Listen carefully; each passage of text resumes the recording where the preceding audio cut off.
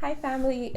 It's Kalichi, and today I just wanted to come on and share on one of my favorite stories, and it's the story of the three boys in Daniel 3, Shadrach, Meshach, and Abednego, who, found themselves in fire because they refused to bow to a God that wasn't theirs. They refused to obey the command of the culture of the land that they were in, and they were punished for it. But how the fire actually was God's tool to ultimately elevate them and promote them. So we're just gonna go through the story and see how sometimes fire, sometimes the things that are painful and uncomfortable are actually ways for God to bring about his purpose in our lives. So we have these three boys who are Jewish. They are worshippers of God, and they're in a land that is not theirs. They are captives in Babylon, and at a certain period of time, the king of the land, Nebuchadnezzar, sets out a decree and says that he would like everyone to bow to this golden statue. And these three boys refused to bow. They refused to obey whatever this decree was of the land. And they were ratted out on by the astrologers. And they find themselves thrown in the fire. But the cool thing that God has been showing me in this story is how in them refusing to give into the culture, in them refusing to just bow to idols, to create idols, to worship anything other than God, to give up on their standard when it came to their God, although they were punished for it, this thing that seemed like a punishment was simply just a way for God to display them.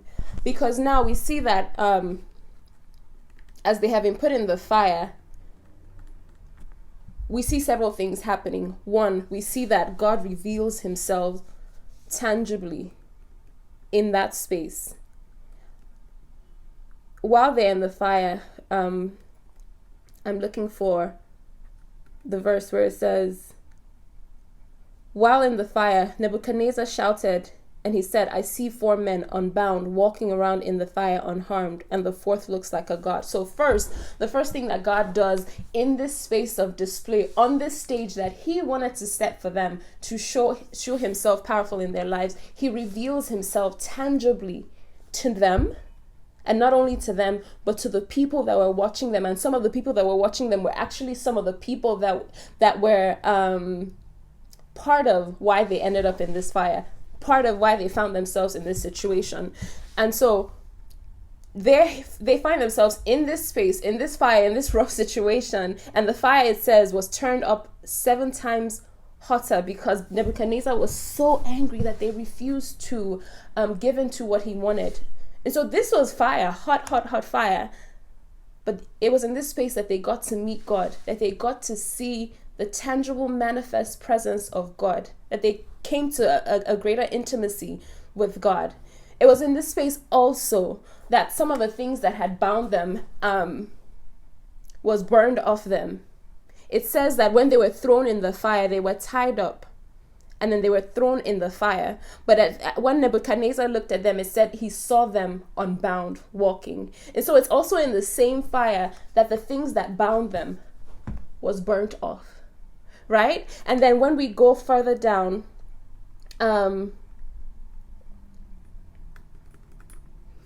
we can see that as they stepped out of the fire, then the high officers, the officials, governors, the advisors, crowded around them, and then they saw that the fire had not touched them, and it caused them to say praise to the God of Shadrach, Meshach, and Abednego. That was another thing that God did while they came out of that fire, while they went through that fire, is that he made it such that his glory, his saving grace, his ability to save was put on display so that all the people could watch.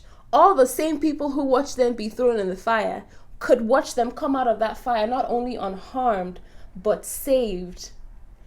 So now God has used this situation to showcase his glory, to show himself off, so that these people would see, like, no, this is the real God, not this idol that was put up, not this thing that they were asked to bow to. No, this God, this is the real and powerful God. And then at the end, it says that then the king promoted Shadrach, Meshach, and Abednego to an even higher position in the province of Babylon. And then ultimately it was worked together for their good. Ultimately, this same fire, this fire that they were thrown into, hoping that it would harm them, God used it to promote them. And that is something that, like, fascinates me, because I remember reading this and I was asking God, like, why did you save them? Why didn't you save them? And he said, well, if I allow my children to be thrown in the fire, if I allow my children to go through whatever I need them to go through, it's because I want to use it for their good. It's because I want to use it to do something much bigger than what it was that they had before. And so sometimes we can think of God's promotion and we don't think, oh, well, he's going to use a fire. But oftentimes we've seen accounts of people in the Bible where in promoting people, he takes them through some of the roughest ways, some of the roughest paths. But he knows that he does that because he wants to show off his greatest glory. He wants it to be such that when people look at it, they cannot see any way else but the God, the one true God, doing it. And that not only will those people be elevated, but the people around will come to see God, will come to just know him much more tangibly than they did before. And so what does this look like practically in our lives? It looks like refusing to compromise, refusing to bow to what looks to be the acceptable practices in the spaces that we occupy. It looks like refusing to lean into idolatry of the things that people around us are idolizing. It could be money, it could be sex, it could be the perception of man. It could be anything that can set up in our hearts as an object of devotion, as something that we make our decisions as a result of. Practically, what it looks like to not bow is to not compromise on our standards, compromise on God's word, compromise on who God has asked us to be in order to appease the culture, in order to fit into the culture. And sometimes what that will do is that it will put you in places where you find yourself in trouble, where people will talk about you, they will put their mouth on you, they will call you all kinds of things, such that you will find yourself in situations that are painful, that are uncomfortable, that will feel like fire, that will not be favorable or will not feel like it's favorable. But it's understanding that if it is happening and if God is allowing it to happen, it is because he wants to show himself off in a different way in your life. And it's taking on that same mindset that these three boys had, where they said, I can't find the verse exactly, but where they said that even if God did not save them, that they were not going to bow. They understood, they had such a conviction about who their God was, that they said even if they knew that he would save them, but that even if he didn't save them, that he was God and God alone, and they would not bow to any other. And it's the same type of conviction, the conviction that we need to have if we are to say that we are believers, we are followers, submitted to Jesus. We are not to be easily moved by the thoughts and the culture around us and the thoughts of men and the things around us that tempts us to bow. And that even if we find ourselves in trouble as a result of our lack of compromise, we can know that, one, our God is mighty to save. He is one who is able to use our situations and use it as a stage to show himself off. He's one who is able to use our situations to burn off the things that he will need to burn off of us, whether it be old mindsets, old thought processes, old friendships, whether it be old memories, old pains, whatever it is that he would need to, burn off, it will be burned off in the fire. And while he's doing that, he will also be revealing himself to you. He will also be showing you a deeper understanding of who he is. You will also be able to experience a tangible manifestation of him. You will know him in a greater way. And then when you come out, you would have been on display such that even the people who had a hand in you getting into wherever it is that you got into, even the people that spoke about you, even the people that despised you, whatever the word is, whatever the situation is, even those people would be able to see his tangible presence, see his glory, and come to know him for themselves, come to be able to turn their hearts to him because they've watched you. And at the end of the day, God gets his greatest glory, and you get to be elevated into wherever next stage that he wants you to be, whether it be spiritually, relationally, in your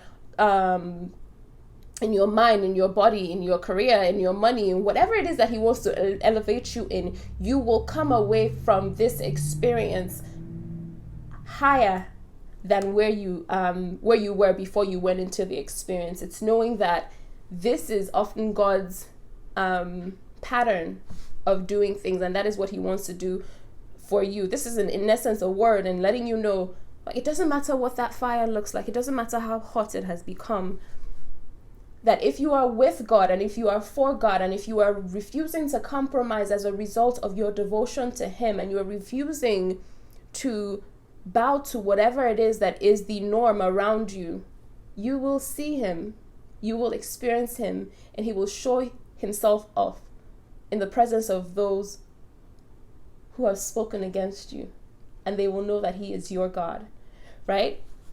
So take that and, meditate on it, and allow the Lord to even show you some more things through the story of these three boys, and allow him to speak to your situation personally so that you can see how he is present in all of it. So to end this, I just hope that this was able to bless you, was able to bring encouragement, was able to bring comfort to places that you would be needing it, and that you would be able to just see more of God through some of the situations that don't particularly look fun currently. All right, until next time, you guys have a wonderful, wonderful rest of your week.